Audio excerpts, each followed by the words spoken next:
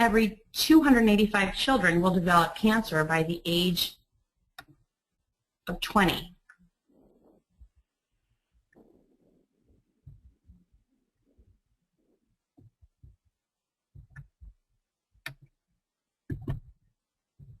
Sorry, my computer's moving a little bit fast here. Excuse me for 1 second. So when we look further about the childhood cancer numbers, that's about 1 in every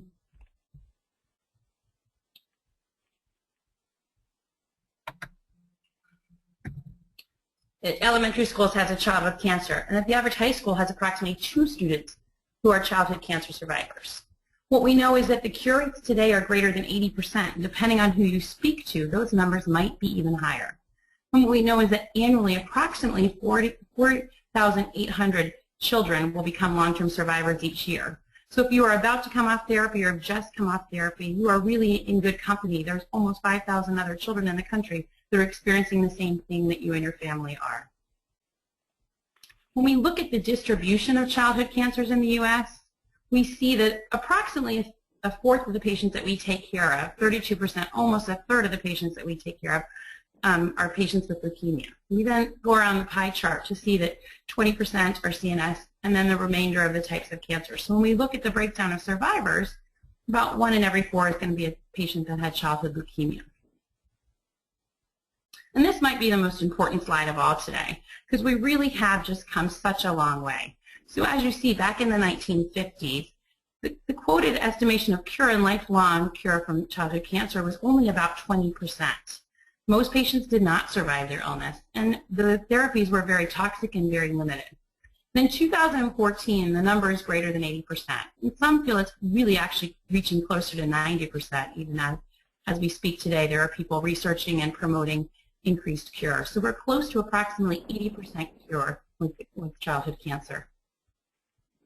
When we look at just one disease in its own entity, we can see just looking at ALL, and the reason I showed and chose to pick ALL was because it's a high percentage of patients that are childhood cancer survivors did have ALL, but equally importantly is just the sheer impressive nature of this slide when you look at in the 1950s and then go by decade looking at the improvement, that each decade we're making incredible strides toward that 100% cure on the left.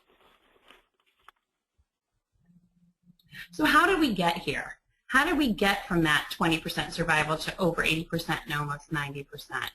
Well, clearly we've had earlier detection and improved modalities along the way. When you think about in the 1970s, CAT scans weren't available, it's pretty impressive when you think about the utilization of CAT scans, now MRIs and PET CTs in diagnosing childhood cancer.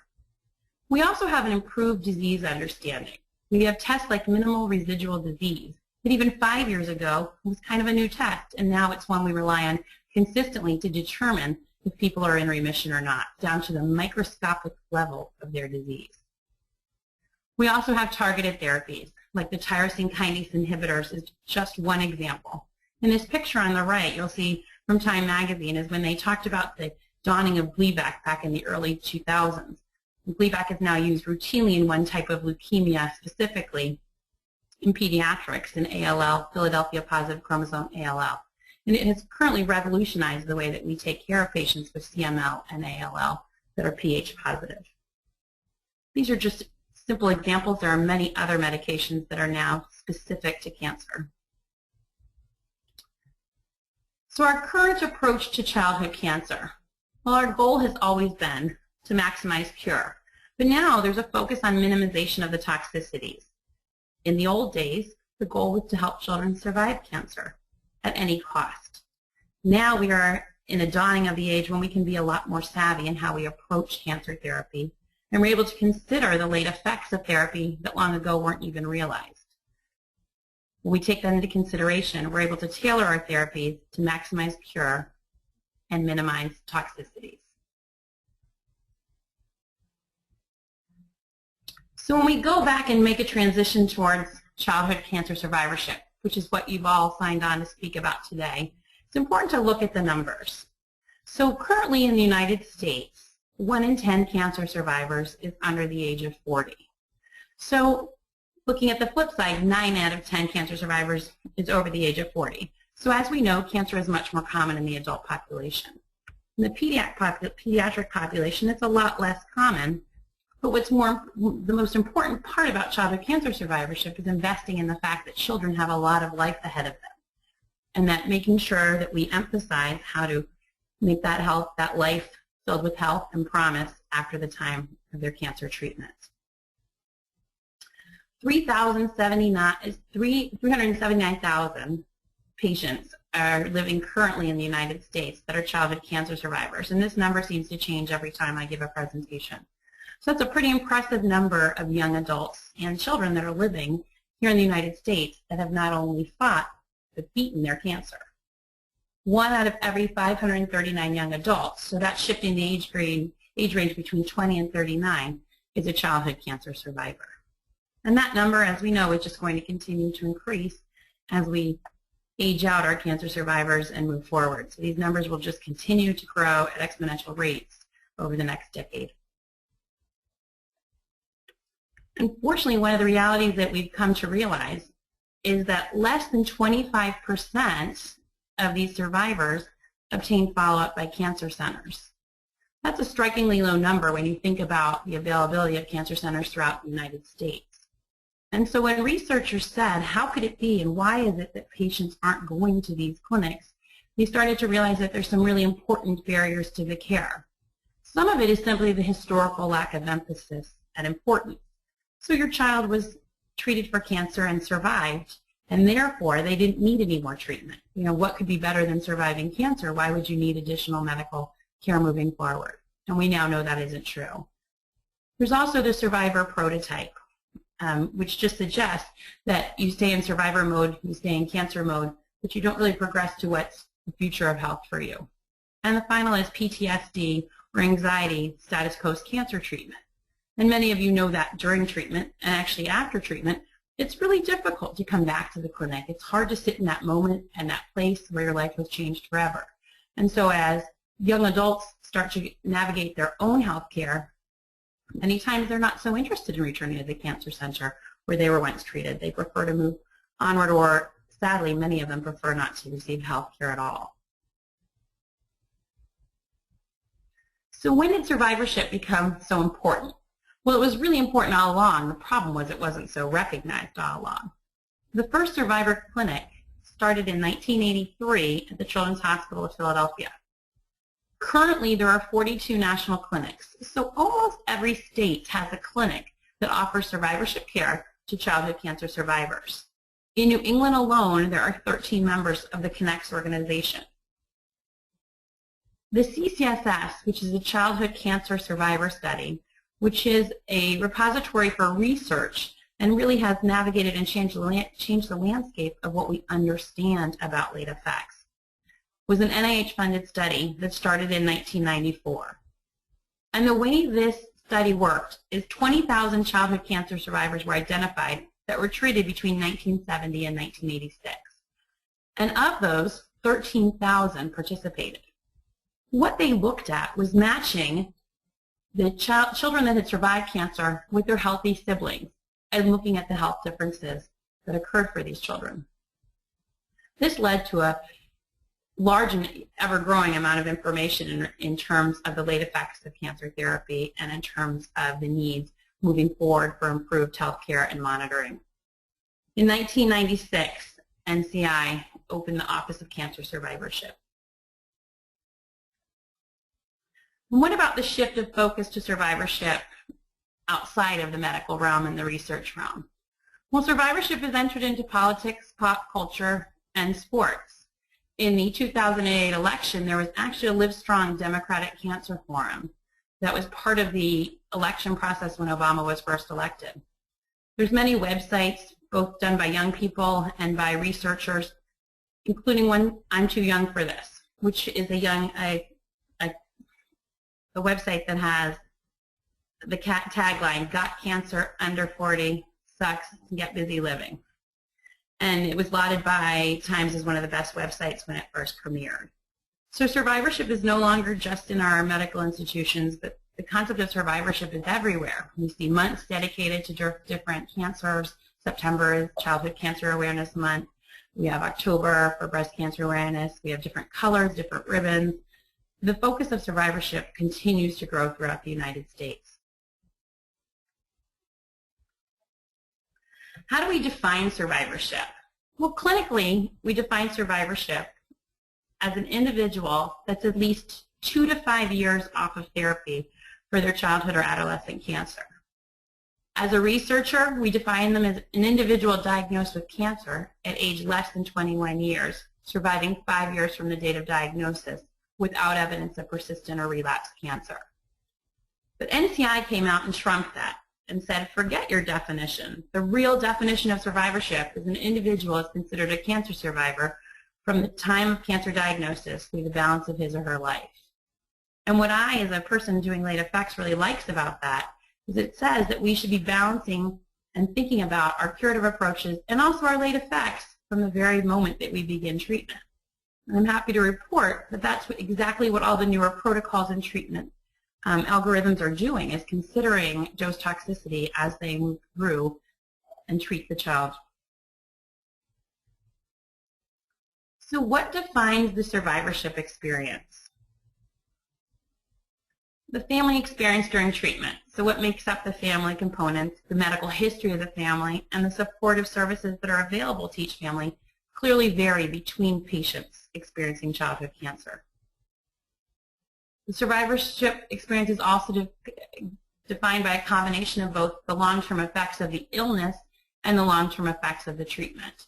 It's important to make a distinction that illness and treatment aren't always the same thing, that there are late effects that may be related to the cancer in itself, and then there may be late effects related to the specific modalities of treatment that are utilized in the curative intent.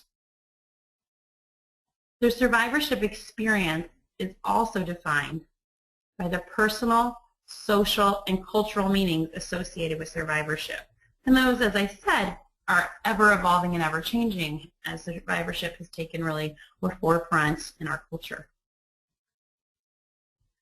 The most important part to point out to each of you that is either dealing with a child that has finished treatment and is now in the survivorship mode, or for those families that are going through cancer treatment as we speak, is that no two survivors are the same, just as no two children going through cancer therapy are the same. What contributes to the late effects? Cancer and tumor type. So not all cancers are created equal. So sarcoma is very different from leukemia. And even within sarcoma, there's multiple different types of sarcoma, just like there's multiple different types of leukemia. The treatment modalities. No two cancers seem to be treated the same. There's protocols and the treatments vary depending on the different type of tumor and the modalities in which are available at the time that the patient is diagnosed. And then we can't discount individual patient genetics because we bring our DNA into our cancer treatment. And so sometimes our genetics affect the way we respond to treatment and impact the way that our cancer goes into a curative state. So again, this just reminds us that no two survivors are the same. So while we try to generalize this information for the purpose of education, I just hope that you will continue to consider the fact that not all of these pieces may be pertinent to your individual child or survivor. So the different modalities of childhood cancer therapy. As you are aware, there are multiple ways that we treat cancer, including surgery, chemotherapy, radiation, and at times bone marrow transplantation. What it is important to note is that each of these modalities has different acute and late side effects. So this is meant to take our breath away, and I hope you'll just focus on it for just a minute, but not allow it to scare you. On the left are the treatment-associated late effects that are known to be related to radiation. And on the right are related to chemotherapy. What is important to note that this picture helps us think about the vulnerable organs as we are treating patients. But it is not meant to imply that each child is at risk of each of these late effects. As you can see, and we won't go through all of these, there's variation in different types of impact on the different growing organs that the chemotherapy and radiation can have. But this is just to let you know that there are different organs that can be impacted differently and that we are aware of that, and that goes into our thinking of how we treat the patient.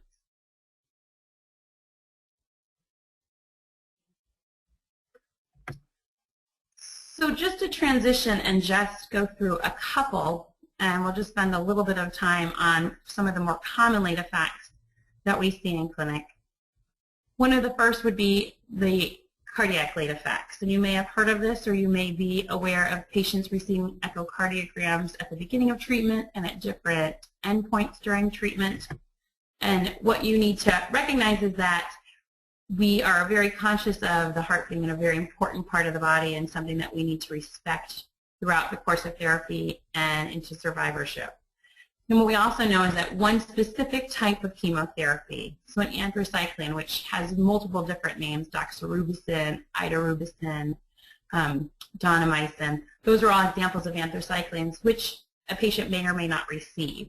But what we do know is that in cumulative doses, anthracyclines can lead to heart cell damage and cause heart weakening or, in essence, heart failure. There's many risk factors that go into this, none more important than the treatment of the patient, but also the treatment of the family in terms of the family history. So it's not just a child's exposure to these medications, but it really is a child's exposure to these medications in consideration of whether the family has a cardiac history. We use echocardiogram currently as our modality for monitoring. There are new studies looking at the benefit of cardiac MRI in detecting early changes. And so as we move forward, we may hear more about the cardiac MRI. Currently, we use echocardiogram. And as you know, an echocardiogram is an ultrasound vision of the heart that lets us know how the heart is pumping.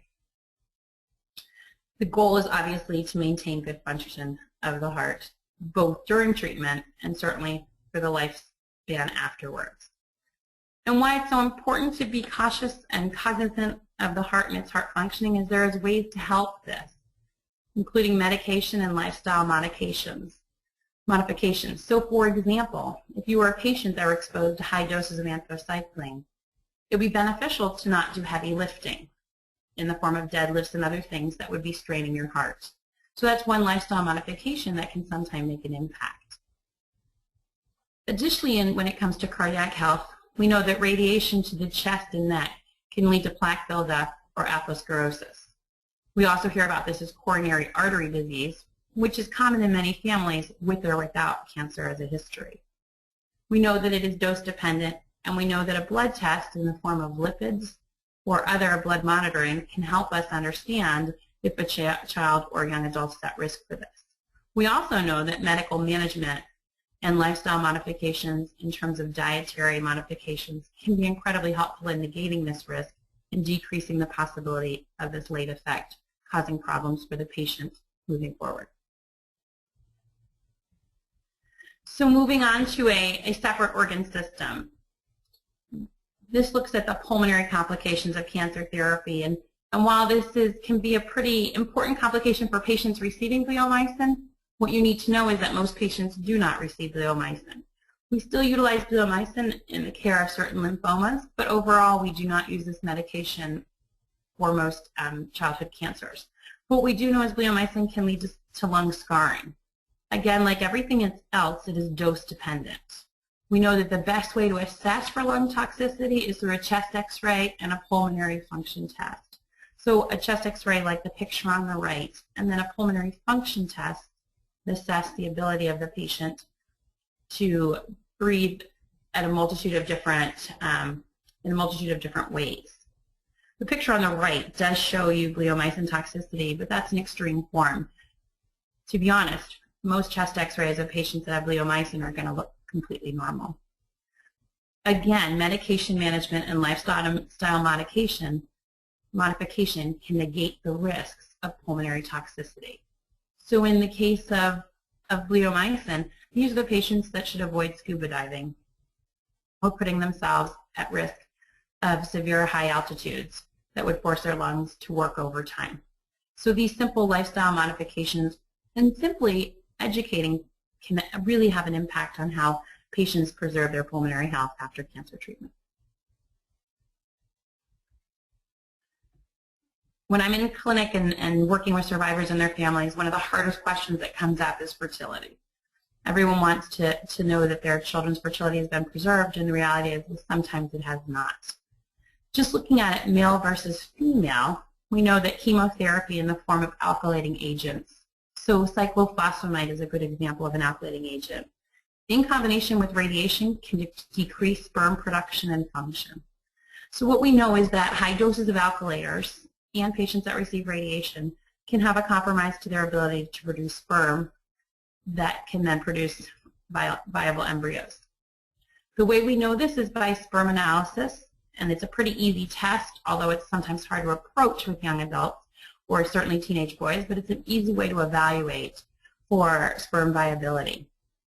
What's important to emphasize, though, is that there are ways, either proactive cryopreservation that can be done before treatment, but for those patients that were too young, or it wasn't a financial possibility, or they just weren't able to do it at the time, what's important to know is reproductive counseling can be very helpful, and that there are ways to look at sperm production afterwards, and that one of the areas that is receiving the most attention in medicine today is infertility. And that I always say to families, although today there might not be an option, in 10 years, when your child is ready to be a parent, that they will have many opportunities and options that I can't even predict today. And finally, there's always adoption. As we always discuss, when you ask a small child if they want to be a mom or a dad, it really has nothing to do with carrying that baby. It has everything to do with parenting. And those are not the same thing. In regards to females, chemotherapy and radiation can lead to an absence of menses or amenorrhea, and in certain cancer instances can lead to decreased ovarian function. What we know about this is that there's a combination of laboratory evaluations and ultrasounds that can help assess for egg preservation and viability for those older adolescents and young adult females who are interested to assess their fertility. We also know that reproductive counseling and adoption can be quite helpful. And as we know, again, same thing that I mentioned for the males, is that in 10 years, we have no idea where fertility will stand and how we will be making children. And I always say we just don't know what opportunities will be available for the children that are being treated now that do have a infertility as a side effect in terms of how they will be able to parent moving forward. And one caveat I always say is, you must prove infertility and always be cautious, certainly in the young males. But just because someone suspects she'll be infertile, it's always good to check and to make sure so that there isn't unwanted parenting at a young age. So the good news on this is the question that always follows after we discuss fertility is patients want to know, and obviously and parents want to know, what does this do in terms of our offspring? Am I going to be a grandparent, or will I be a parent that, now that we know that we can have children, will that child have a risk of cancer? And what is important to know is that a very important study done by the CCSS showed that in over 4,000 pregnancies, in over 1,900 survivors, there was no evidence of adverse outcomes. That these babies aren't born with a predisposition to cancer, with the caveat that if there is a family genetic predisposition, that is the exception to the rule. But as we know, that is very, very minor. A very minor number and subset of childhood cancer survivors. But the majority go on to have healthy, happy children that do not experience childhood cancer. So just briefly, I highlighted the cardiac and the pulmonary late effects. Those are the ones that we feel very strongly that early intervention can really help with. There are a whole other multitude of late effects if we think back to that picture with all of those different organ systems highlighted and their late effects noted. What we know is endocrine, there are certain late effects that we see. Obesity tends to be related to central radiation, to bone marrow transplants, and to other high-risk leukemias seem to be at risk for obesity, and that's related to the high dose of steroids and the lack of movement during cancer treatments. And we know that many children go through a temporary period of obesity post-treatment with the steroids that then resolves in time with dietary modifications and education. We know that being radiated in the thyroid area can lead to certain thyroid diseases. That and surgery in that area can also lead to certain thyroid malfunction, and monitoring and medication can help with much of this. Patients can be more at risk for osteoporosis, so decreased bone density, and that can be from the use of all of the steroids during treatments.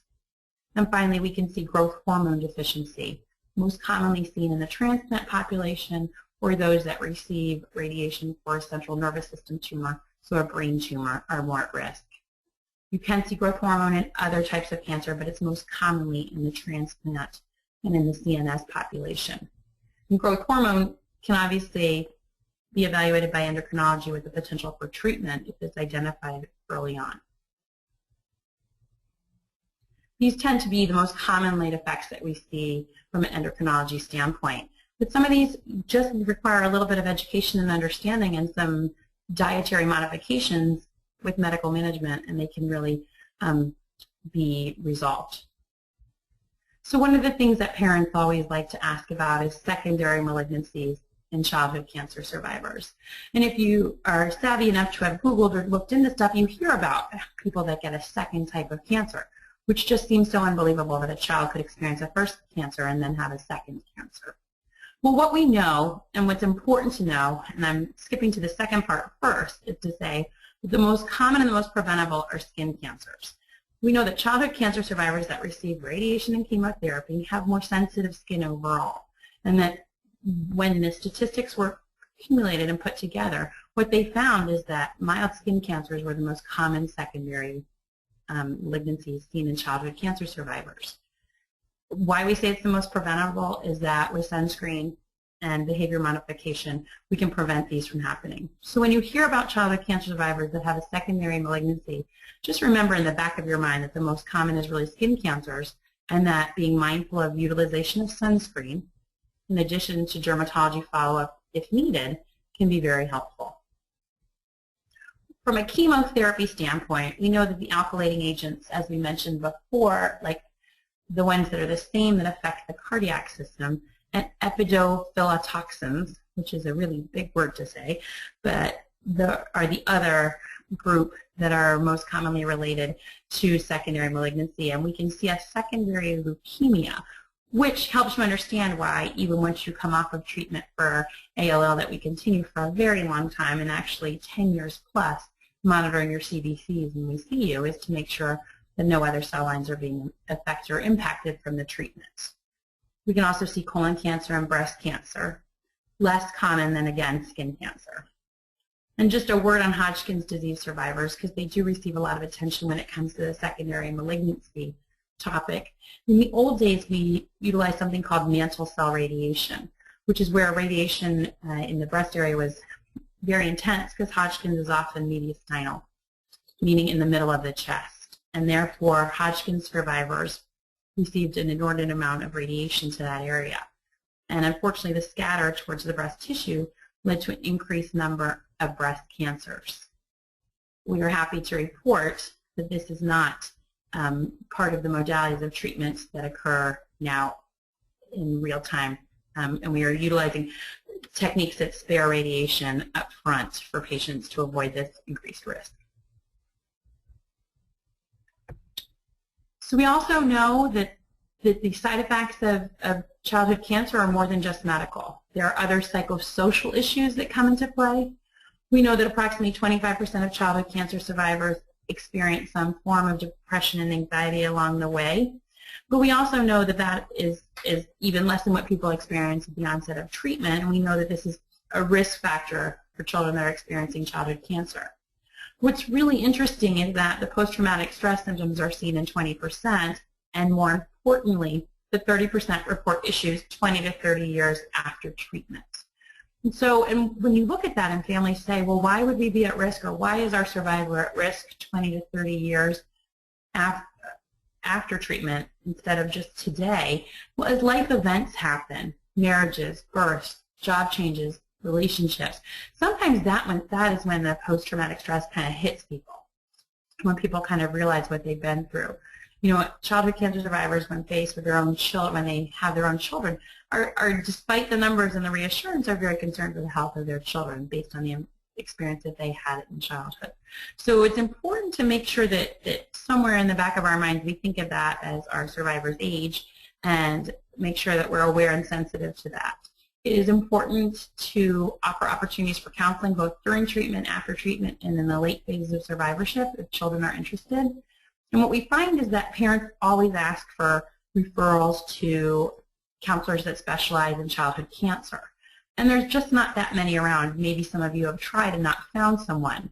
What we do find is the best avenue oftentimes is to look for someone that's versed in grief, because there is an element of grief that comes with even cancer survivorship. And so we find that those counselors oftentimes have the most experience in dealing with the loss of what might have been a normal childhood or periods of lack of normalcy, and that there's a grief component to that those counselors that deal in that area can be most helpful when there is not someone versed in childhood cancer survivorship within your community. There are some educational concerns that are related. Radiation to the brain and certain chemotherapies can affect learning. We know that radiation leads to short-term memory loss, causing school decline at times. We know that school absence, avoidance, and peer interactions can lead to decreased performance, and we can see that during treatment and after treatment. We also know that risk-taking behaviors can lead to school performance decline. Fortunately, there are good resources in most schools, although I fairly admit that resources are very school system dependent and not everyone has the same level of resources. But I do encourage everyone who has a child who is going through cancer therapy and in the phase of survivorship to make sure that they're investigating the resources available to them. In our state of Connecticut, childhood cancer survivors are allowed neuropsych testing at the cost of the state. And so we always try to encourage families to consider neuropsych testing. For those of you who do not know what neuropsych testing is, it is when a neuropsychologist administered test that allows the evaluation of how a child processes and thinks. So it's actually a really incredible opportunity for families to understand how their children learn. And I always tease that it might be helpful for someone like myself even to go through and understand how we learn. But what's really important about neuropsych testing is that it allows us opportunities to make simple interventions or modifications that can increase the opportunities for the patients to learn. And so neuropsych testing is something that you should consider for your child or look into the opportunity of, because I actually think almost every child today could benefit for an understanding of how they process and learn. Insurance issues. So the long-term medical expenses due to late effects can result in more out-of-pocket expenses over the course of both treatment and survivorship. The late effects can result in more missed days of work and a loss of job and health insurance if people are not cognizant of the process and cognizant of what needs to be done in terms of staying proactive in the health. But the most important piece of this is that most pediatric cancer survivors have some form of health insurance. And so the message really is to make sure the children are insured and that they stay insured. You know, it's no longer, we don't live in the day of pre-existing conditions in the same day and age we used to. Now patients are able to switch insurances over time and still maintain good coverage. And thankfully, most pediatric cancer survivors stay on their parents' insurances for a long time and are able to have coverage and are not without insurance, and that's real important.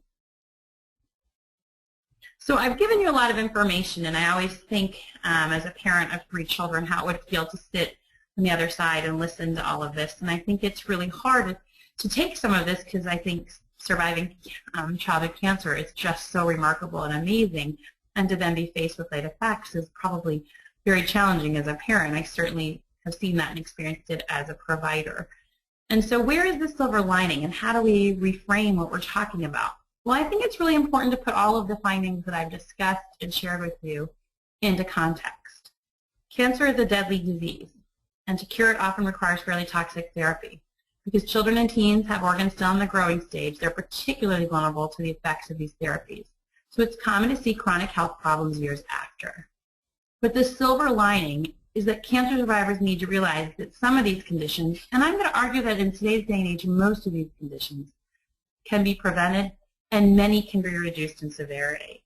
And this is stated by Dr. Kevin Eppinger, who's a lovely gentleman that really has pioneered much of what we're doing in childhood cancer survivorship today. And this was in a famous article in the New England Journal of Medicine in 2006, where the late effects of cancer therapy came out, and many people were overwhelmed by the results, as you may be feeling now listening to this talk.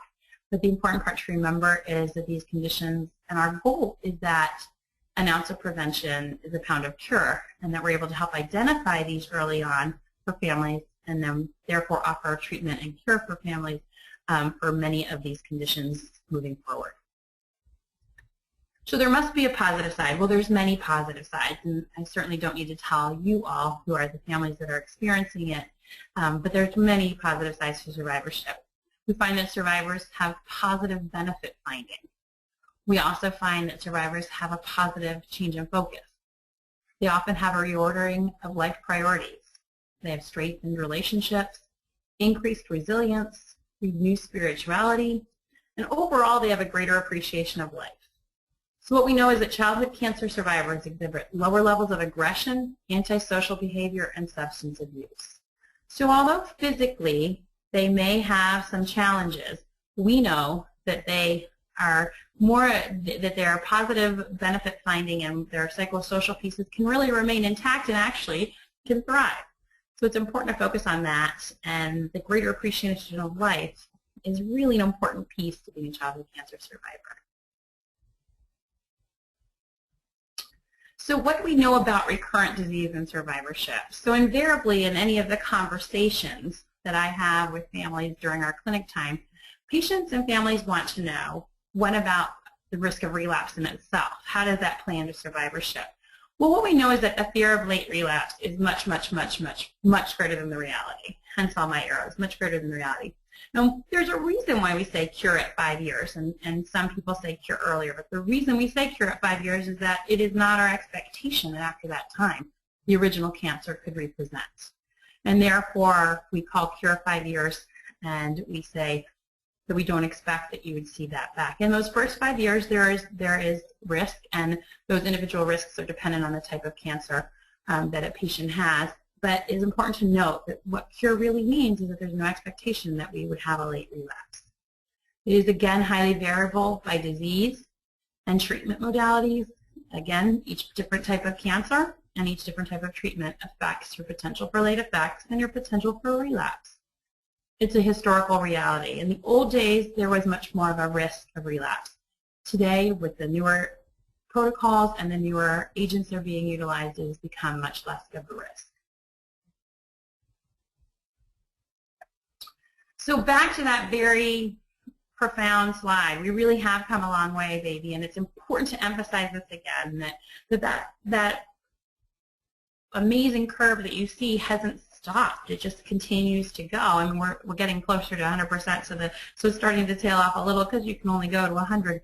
But it's so impressive to think that even in the time of my tenure in medicine, that I watched this curve continue to go up, and that every time I give this talk and say greater than 80%, families say to me, well, wait a minute, you know, aren't we closer to 90? And other researchers will say, aren't we closer to 90? And the truth is we're getting closer to 90, and I expect we'll see that 90 mark any day. So late reoccurrence in pediatric cancer, a report from the Childhood Cancer Survivor Study. So just to break it down into numbers for those of you that are number people, but not to emphasize too much, what the research does show us is that the 5-year survivor cumulative incidence of recurrent disease is about 4% at 10 years, 5% at 15 years, and 6% at 20 years. So the risk is very minimal of recurrence once we get back past that 5 years. The cumulative incidence varies by diagnosis as stated before, and what this research showed is that the greatest risk is in the early treatment era. And what I want to point out to you is that 4, 5, and 6 number are based on data that was published on that population of survivors that was in the 70s to the mid-80s.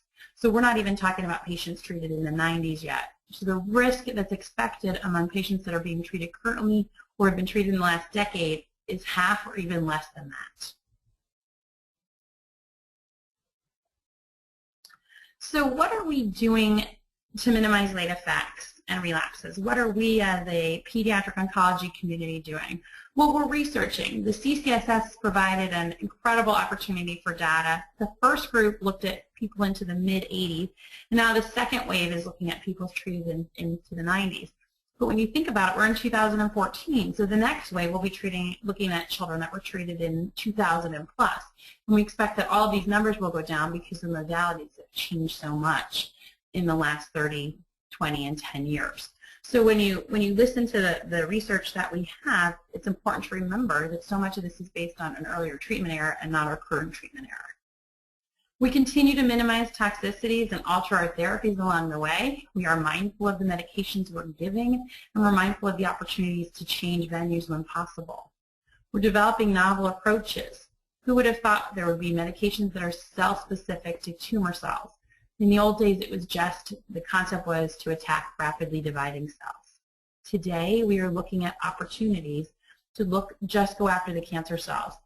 When we finally get to do that with all of our cancers, the expectation for late effects will be almost none. We have a paradigm shift to prevention and early detection of late effects. So much of what we're encouraging in families is an awareness of the possibility of these late effects with an opportunity to impact them by early detection and intervention if needed. And then education, education, education with a healthy living focus. So the next steps for you as survivors, where do you go? What do you do? How do you empower yourself and your survivor moving forward? So we recommend that everyone participate in a survivorship clinic. It's important to note that most clinics accept patients from anywhere. So if you've relocated since the time of cancer treatment, you don't need to return to your home institution. You are likely going to be able to be treated at your own center or at a center closest to you. Our institution included will treat and evaluate any patient that had childhood cancer. We just work hard to get the records so we can understand the treatment that people went through getting to that point. We encourage people to reestablish care with their primary care physician. So that's a hard thing sometimes. We take over as oncologists. We become selfish during the treatment phase, and you don't see your PCP, and then all of a sudden treatment ends, and you call the clinic, and they say, you can go to your PCP for a fever. And that's really hard for families to be able to kind of make that transition back. But it's important in terms of monitoring for late effects that people transition back to our primary care physician. And under that is a really important piece of information, which is transitioning to adult PCP, so an adult primary care physician. So sometimes what we see is patients continue to come to the late effects clinic, but they haven't established care with anyone outside of the late effects clinic. For these young adult survivors, it's very important that they have a primary care physician in the internal medicine world that can help with monitoring for these late effects and can help with the management. Serve as an advocate for yourself and your child. You know, we're still learning, and we are humbled by the information that families themselves continue to present and bring to us. So make sure that you are working as an advocate and that you allow us to help partner with you in doing so. Ask questions. I hope in just a few moments we're going to open the floor to questions, and I certainly hope if you have questions with me that you will ask them or go back to your provider and ask questions. And then empower your survivor and yourself. Just remember, beating cancer as a child is in my opinion, and clearly biased as a pediatric oncologist, but it is really amazing. And so there's a level of empowerment of just to beat cancer. We can beat these late effects. We just have to identify them and identify their treatments. One example of a survivorship clinic is the STAR Clinic, is the clinic that I am the medical director for at Connecticut Children's Medical Center. Our clinic, and this is one model, there are many models throughout the country, but most are similar to this type. We have a multidisciplinary clinic. Patients come either one time for evaluation, or in the case of retired colleagues or patients that are from other centers, they can come annually for evaluation. So it's really dependent on the needs of the family and the patient, but it's one time versus some patients are seen annually in our clinic. During the clinic, each patient is evaluated by a pediatric oncologist, a social worker, a nutritionist, and a nurse educator. Additionally, we have an endocrinologist available for the patients where it's relevant or pertinent. They're evaluated by endocrinology. So all of those people are present. We do a pre-conference before, and we review questionnaires that have been sent to the families and returned. And we do a post-conference after, where we as a group review the patients and their needs so that we can help develop a treatment plan for survivorship. The visits, as you can imagine, are pretty long. They can be 2 to 3 hours long depending on the needs of the family and patient. And Passport for Care is the utilization tool that we have, and different places have different types of collective databases that put the information in to help make recommendations, but we utilize Passport Care, and it's created and distributed during the clinic. So as I said, this is one of 42 clinics throughout this country. Some have different models in this, but the primary model statistically is one similar to this. So what are the components of successful long-term follow-up? Wherever you and your child receive care, the important thing is to find a place and to look for these 4 pieces. And this is from Lost in Transition, which was put out by the Institute of Medicine in 2005 and really looks at from cancer patient to cancer survivor in the adult world, but there's some applicable pieces for us in the pediatric world. Prevention, so preventing the late effects of cancer therapy in the first place. So that is knowing about them and being aware of them like we're doing today by discussing them. Surveillance, getting the appropriate surveillance for the late effects, whether that's an echocardiogram or whether that's pulmonary function tests, but getting surveillance that's recommended so that you can identify late effects as early as possible. Receiving intervention. Once the late effect is identified, to make sure that an intervention is available and encouraged up front. And then coordination. And this may be the most important one that is not as intuitive as the others, but coordination between the care providers so that the right hand and the left hand, whether that be a pediatric oncologist and an adult internist, that the right hand and the left hand are working together to make sure that the care is coordinated for the benefit of the patient, not just today, but moving back forward in their health journey. So resources, giving you all this information, that what resources do we have? In the words of the Beatles, help, I need somebody, not just anybody. So the long-term follow-up guidelines are available at the Cure Search website, which is www.survivorshipguidelines.org.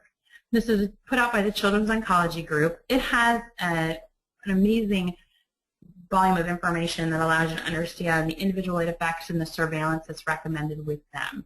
You may have received some of these in a clinic before. There are some printouts that you can download that offer opportunity and understanding of the individual late effects and the surveillance recommendations. It is a great resource for people. It is a little overwhelming because there's so much there, but it's a really great resource for parents as you're looking through late effects and understanding why certain treatment modalities are chosen or surveillance modalities are chosen and how the recommended schedule is. Because I think sometimes people say, we need an echocardiogram, but how often? And this kind of helps spells out based on the risk when echocardiograms are needed and such. And they're always being revised and updated every couple of years to allow families the most current information. And other resources. So these are all but a few, and if you talk to your oncologist, they may give you 10,000 more, but these are just a few to think about. The American Society of Clinical Oncology, or ASCO, does quite a bit with adult survivorship, but through cancernet.org has some good resources. Children's Oncology Group that I just mentioned. OncoLife or OncoLink has some patient education and resources. The Livestrong Foundation, which was one of the first organizations that really took on survivorship head-to-head, has some great resources for people. NCI, or the National Cancer Institute, which is located at www.cancer.gov, has a good deal of information about cancer in itself and also has some life after cancer treatment resources. ACS, or the American Cancer Society, at www.cancer.org, has some good information and some networking, has some discussion boards and other opportunities for families. And then the National Coalition for Cancer Survivorship, which is www.canceradvocacy.org. So as I said, these are just a few of many, many different resources that are available to families, that these resources can increase empowerment and understanding, and I encourage you to take a look at your leisure.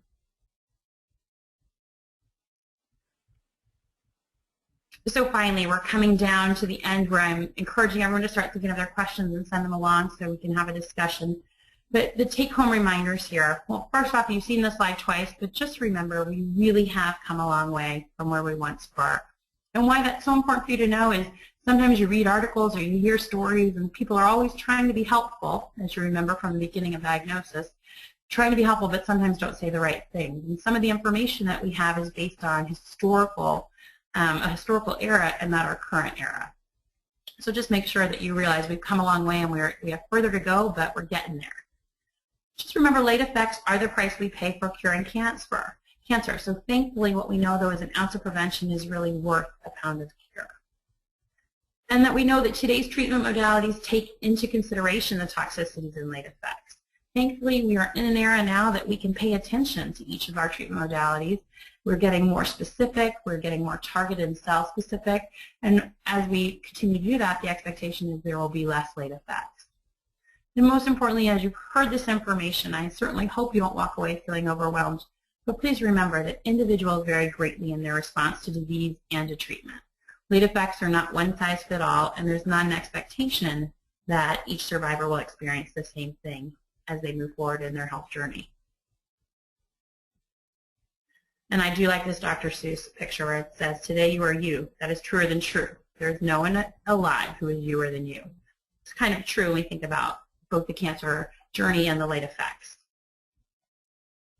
And I just really want to say thank you to each of you for being here today on a Sunday when I know there's competing demands for other things in your life. I applaud you for taking the time out to spend some time learning about late effects and hopefully to ask some good questions about late effects. Lance Armstrong had a really great quote when he said, "I'm sorry for you. I'm sorry that you do not believe in miracles. I have the best job where every day I get to see miracles walk through my door." And on the right, you'll see a picture of John Lester. And while I am a Red Sox fan, now that he's a free agent, there's no bias here. But what's important about John Lester is, as many of you may or may not know, he was diagnosed with lymphoma in 2006. And in 2007 was part of the World Series, winning Red Sox, and in 2008, in this picture in May of 2008, pitched a no-hitter. And so I just remember that the cancer journey is amazing and awesome and incredible in so many ways, and the cancer survivorship experience is nothing less. So at this point, I'm going to turn it back over to open the floor for some questions, and I will answer them as they come in. Thank you so much for joining us. I really, really do appreciate the opportunity to spend this hour with all of you. Thank you, Kerry. That was awesome. Now, I do have about 4 questions that were submitted. I sent them into the chat section. Let me know if you don't see it. I'm seeing them. Okay.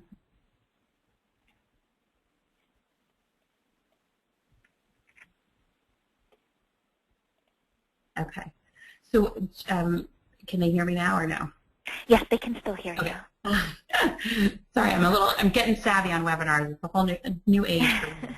Okay, so the first question that came in is, and it relates back to when I was speaking about endocrinology, is there any increase in the possibility of cardiac issues for a female patient treated for medulloblastoma with a combination of cisplatin, vincristine, and proton therapy?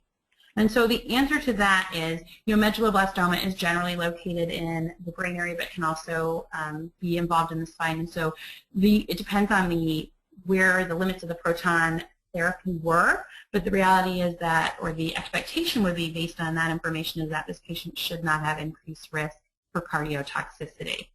Cisplatin is a different agent. We think about urinary issues with cisplatin, and vincristine. The nice part about vincristine is that's the one that's related to peripheral neuropathy, that we generally pay it forward during treatment, and we don't see late effects after treatment from the vincristine in itself. So based on the information of this question, I would suspect that there is not an increased cardiac risk for this specific patient, with the caveat that if the proton beam therapy extended around the heart, then the risk factor may change. Second question, does growth hormone therapy increase changes or cancer returning? And this is a really interesting, I want to say a hot topic, because it is a hot topic, and I've spent quite an amount of time sitting with an endocrinologist and families. I think the important piece is that each case needs to be looked at independently, because there are times when the use of growth hormone may outweigh the risk of cancer recurrence, or stimulation of cancer cells may outweigh the benefit of using it. But for the majority of patients, it actually can be beneficial. So it's definitely a personal decision. It's one that I encourage you to involve both an endocrinologist, a pediatric endocrinologist, and yourself in that conversation, and hopefully in a sit-down conversation, not just kind of a, oh, by the way, in the hallway conversation, but actually everyone sitting down so you can together review the data, but also the specifics of the individual patient. I do know in the old days we used to say, no, no, no, it'll increase the chance of recurrence or it'll stimulate cancer cells. And what we've really found through the most recent literature is that that's just not truly so. And that there are many young adults, adolescents that can benefit from growth hormone therapy after their cancer treatment. So again, I would recommend speaking directly with your provider and an endocrinologist to kind of review that conversation. The next question, does the age of the patient when treated have any effect on the psychosocial issues experienced later on? And the quick answer is yes. The longer answer is that there are so many factors that go into that question in itself. But what we know is that the very young patients often don't remember their treatment, and certainly in this day and age, the way we do things, the utilization of ports and the utilization of child life and the utilization of sedation, painful procedures don't exist in the way that they used to. In the old days, there was a lot of children that remembered pain and suffering as part of their treatment, and nowadays, even the teenagers and such don't remember painful procedures because we don't allow for them anymore. And so the era is a big impact on it, and the age in itself is part of that. What we find is that younger children have a little bit more resiliency in forgetting a lot of their cancer treatment and in just making it part of their life and their job, whereas the teenagers sometimes have a harder time both during treatment and afterwards processing their experience. So the short answer again is yes. The long answer is it tends to, as they get older and they remember more, that there can be a greater impact from a psychosocial standpoint. The next question, is there any information available as to a childhood cancer survivor having a totally unrelated cancer as an adult, and what, if any, limitations to treatment for that second cancer exist? So that's a really great question. A totally unrelated cancer, so a patient that had ALL as a child and then experiences breast cancer as an adult that does not seem related to their treatment is possible. Statistically, that information has not been published in such of a research data of independent cancers. The CCSS has looked at it and has some preliminary data that shows that there's, the colon cancer risk and breast cancer risk, and kind of looks at the secondary malignancy, but it doesn't always tease out exactly at this point who was more at risk, because you have to take into consideration that those treatment areas included radiation and less specific proton beam or other things that we have nowadays, and so radiation could be causative or not. So in response to this question specifically, the treatment for that second cancer, the limitations may be a limitation of radiation, or they may have already received too many anthracyclines, and so a recommendation would be for a different agent. But the good news is that there's very few cancers that only have one agent or one modality, i.e. radiation, that can be utilized. So most of it is just adjusting the treatment plan to exclude or to include different agents that are actually better choices for the patient at hand.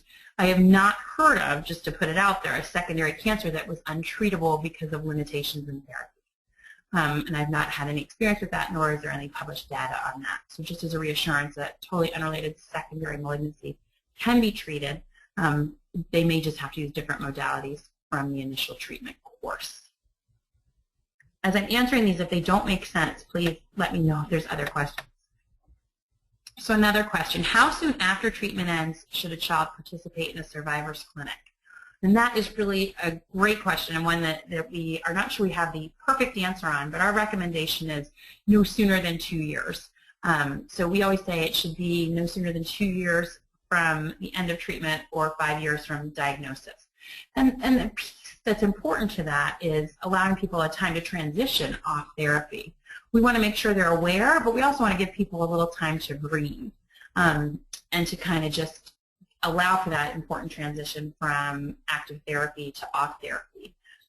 Studies show, and probably many of you listening can attest, one of the hardest transitions is coming off therapy. At the beginning when you're diagnosed, there's some survivor mode that you go into, and so coming off therapy can be a really hard time for families. It's important at that point to embrace that and to work with families and help them transition to a healthy place before owning all those late effects in that moment. So we like a little time to develop between coming off therapy and the time that we start seeing you in the survivor clinic. Still, the caveat to that is that you should still be getting the echocardiograms and the other pieces of routine surveillance that any oncologist is capable of ordering. But to bring it all together, to go under, and to be part of a multidisciplinary clinic, we do recommend a little bit of time. The next question. My 18-month-old son fought stage 3 neuroblastoma from age 3 months to 9 months. He is now NED, so no evidence of disease, and has shown some developmental delays, which we are dealing with through physical, occupational, and speech therapy. He has had the end of treatment test for his hearing and heart and is currently getting scanned every 3 months. They also run a urine test to check his kidney function, I assume. The only problems that have shown up are the developmental delays, delayed walking, overall muscle weakness, lack of taste. So far, are we in the clear for any other late effects? Since he was so young during his battle, do we have to worry about psychosocial issues? And I do apologize if this is something that cannot be answered. Well, I am going to try and answer it as best I can, that's for sure. So I think this is a pretty comprehensive question, and I think that the gestalt is, now that we are is at 18 months old and we are dealing in toddlerville, are we going to expect to see other things? And I think stage 3 neuroblastoma, it depends on the protocol, so I can't specifically speak to if there's other things that should be monitored for. At some level, would likely need an echocardiogram, but probably do not receive a high dose of anthracyclines based on the diagnosis.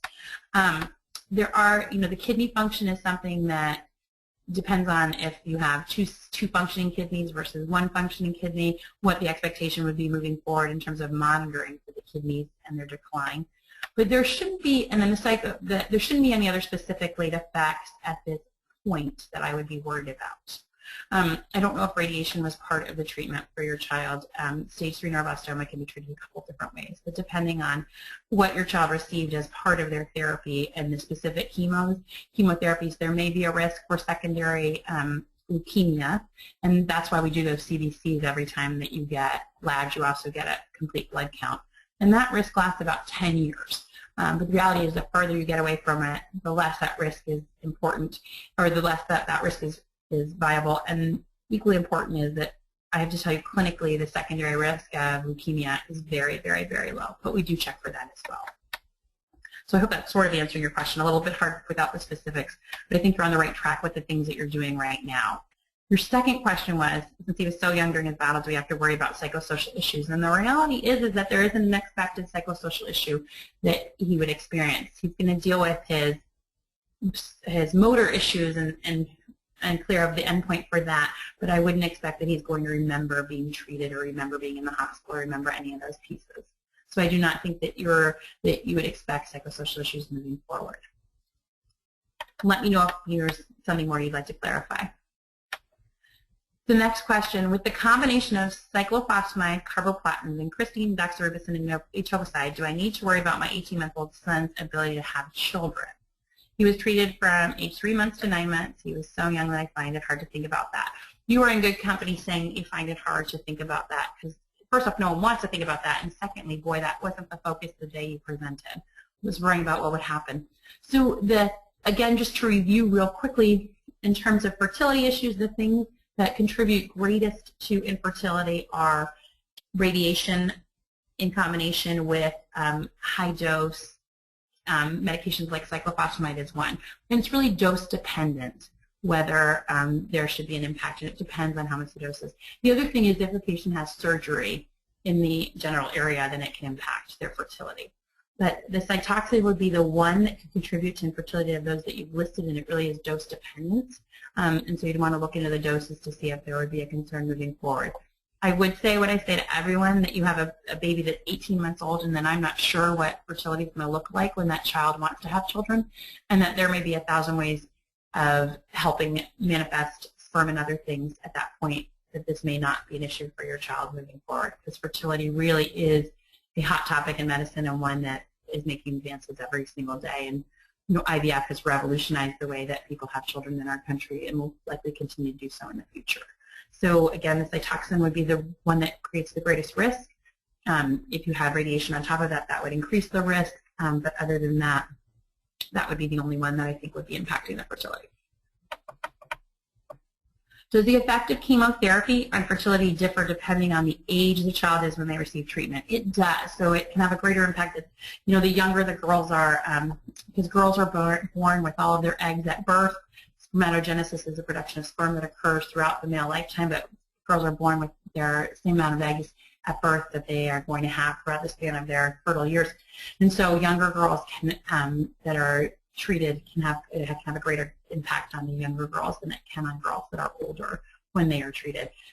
Other things, so age can impact, and then the doses are can be a little bit impacting in a different way on an age-graded scale for children as they go through. So we generally see that a greater impact the younger you are, and but it's again dose dependent. Do childhood cancer survivors of good cancers still need monitoring throughout their life for some of the items you have mentioned? And that, that is that first thing I try to bring up, is that not all cancer survivors are the same, and there's a lot of low-risk acute lymphoblastic leukemia survivors that I see, or Wilms stage 1 survivors that I see, or low-risk ones that come in and have had no late effects at all, and their echocardiograms are perfect, and everything looks great. And I think that the answer to your question is they may require less intense monitoring, but I still believe they require some monitoring and some disease education. Because I think it's important that they understand where they've been from a medical standpoint, and it helps navigate them moving forward. I also think that as kids get older, they have different questions about their treatment that come up. Even the little teeny weenies that don't remember their treatment still, interestingly, have some questions about their treatment or want to know how other kids are doing. And so I think it's important to create the opportunities for them to be in environments that they can ask questions about their oncology health, as it were, even years out if they have none of the evidence-led effects. In terms of the echocardiograms, at this point, there's no end point. We don't say when you get to 20 years out, you're done.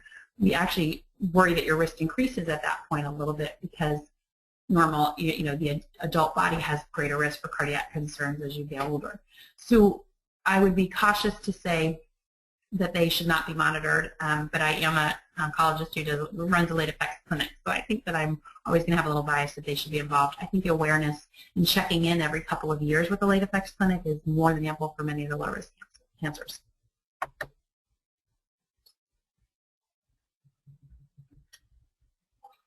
My now 12-year-old is a 10-year neuroblastoma survivor, chemo and radiation. She's currently in treatment for juvenile idiopathic arthritis, and I've heard different opinions on whether they could be related. Just wondering if I had any thoughts. So it's interesting because there's an overplay between autoimmune illness and the concept of oncology.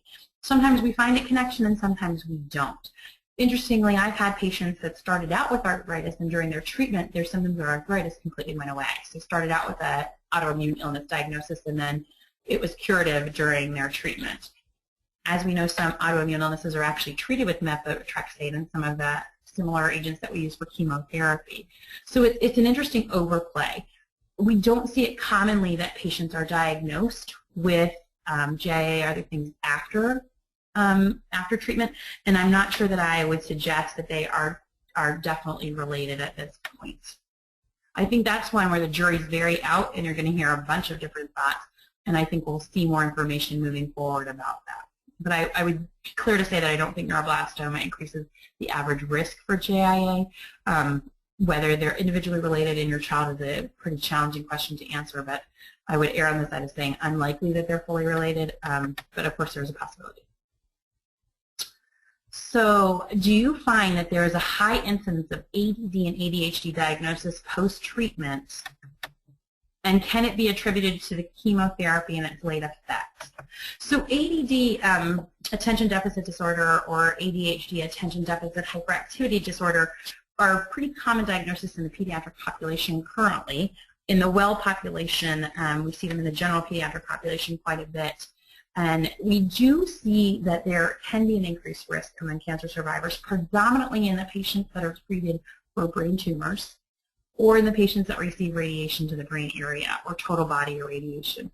Those are the patients that we can see issues with memory, and we can also see an increase in ADD in that group specifically. In terms of your average risk leukemia patient, or it seems we have some neuroblastoma parents on, we don't see an increased risk overall in ADD or ADHD, but I do say the caveat that in the general population there's a significant increase in ADD and ADHD. lots of different theories of why that's happening, but specifically to your question, we see it specifically to the groups where they had a treatment that impacted their cognition, and that again would be patients that had brain tumors or received cranial radiation.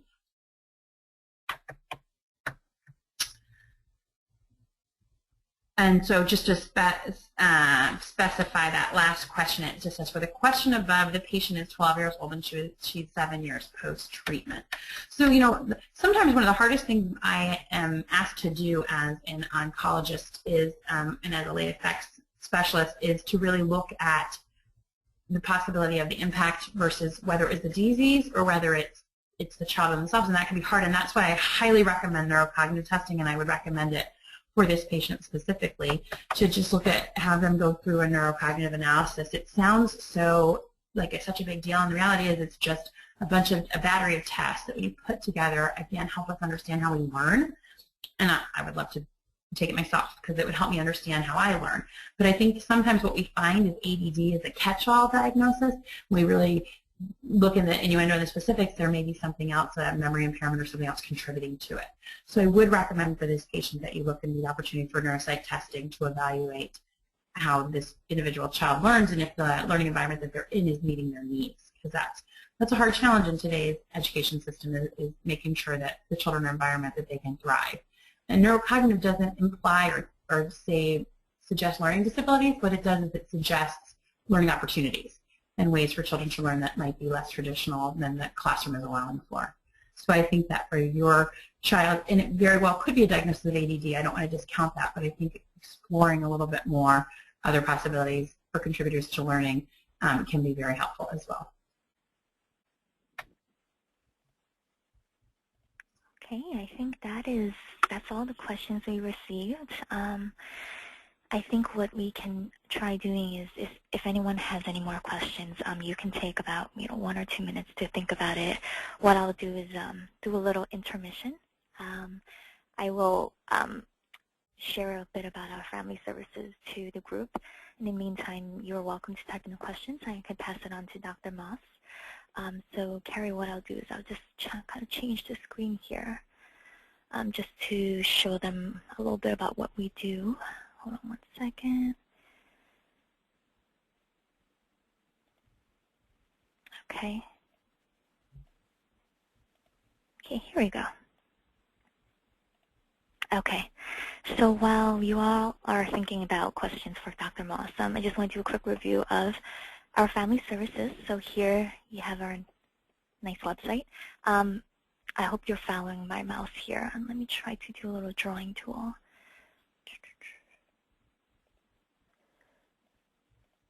Oh, here we go. So if you click on the Childhood Cancer tab on top, you would be connected to our resources. And what that includes our travel fund. This is where we help families travel to and from treatment. We work with 42 hospitals across the U.S. and Canada. We help with lodging, transportation, gas cards, Amtrak, public transportation, lodging, as well as meal accommodations for families that are traveling into or out of these institutions. There are some guidelines that we do abide by. You can learn more through our website. We also have a childhood cancer symposium that we organize every year. It's usually held in the summer in Philadelphia. And this is similar to what Kerry is doing, except that it is live, and Kerry herself has supported this event a few years ago, also on the topic of late effects. So we do put together this program to encourage families to come and learn about issues and topics related to treatment. It's also a great opportunity for families to meet one another. And then we also offer a Hero Ambassador program where we connect families with opportunities to speak on our behalf at local fundraisers. We just find that your story is very important, and it helps connect the face to the cause. So, families and children alike feel very empowered by the opportunity to be able to get in front of an audience and tell their story and tell them why it is important to support the foundation and our cause. We also offer a childhood cancer treatment journal, and what this offers is a platform for families to record many important information like the CBCs, out-of-pocket expenses, blood counts, nutrition, and so forth. We do offer this resource online, which is free. You can sign up through childhoodcancerjournal.com. We also offer a print version, which you can request for free through our website right here, and we will send one out to you. And lastly, we also offer a childhood cancer database, and basically this is an opportunity for families to share their thoughts and their experience with us. What we hope to do is to gather up all this information anonymously. Families are able to submit the surveys anonymously, and we can use them to create resources and also learn more about your experience and what we can do to help you. Finally, the last one is Super Sibs. We had recently acquired this awesome program where we help provide comfort and care packages to siblings of children diagnosed with cancer. This is a way of recognizing and acknowledging that they too are special, and they are very much a part of this fight as the child who is diagnosed with cancer. And so these are some of the resources that we provide. If you have any questions, you have my email. You're welcome to reach out and let me know.